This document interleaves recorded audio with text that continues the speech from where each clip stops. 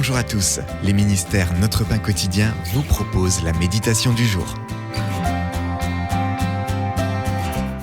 Imite-moi.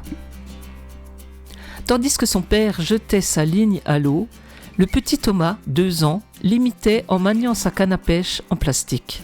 Plus tard, se tenant au bord peu profond du lac, Thomas l'a encore imité en faisant semblant de rejeter un poisson à l'eau, en rejetant les mauvaises herbes qu'il avait attrapées en plongeant sa canne dans l'eau. Après chaque prise, Thomas montrait ces herbes à son père pour les lui faire admirer avant de les remettre à l'eau. Nous avons tendance à apprendre tant ce qui est bon et beau que ce qui ne l'est pas du tout en observant et en imitant les autres. C'est peut-être la raison pour laquelle le Nouveau Testament encourage souvent les disciples de Jésus à voir les fidèles serviteurs de l'Évangile comme des modèles. Dans 2 Thessaloniciens au chapitre 3, l'apôtre Paul donne des exemples de comportements à ne pas imiter, l'oisiveté, le désordre, les commérages, et conseille à ses lecteurs d'imiter plutôt les exemples d'intégrité qu'ils sont, lui et les autres leaders. Il les encourage aussi à ne jamais négliger de faire le bien.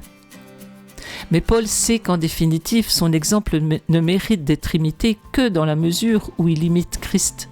Nous pouvons croître en grâce et en sagesse uniquement si nous nous ancrons dans la foi et la puissance de Christ. C'était un texte de Alison Kieda. Qui vous a servi de modèle par le passé?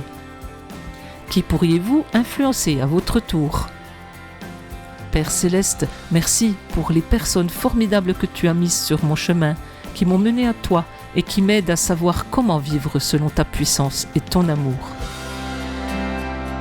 Cet encouragement vous a été proposé par les ministères Notre Pain Quotidien.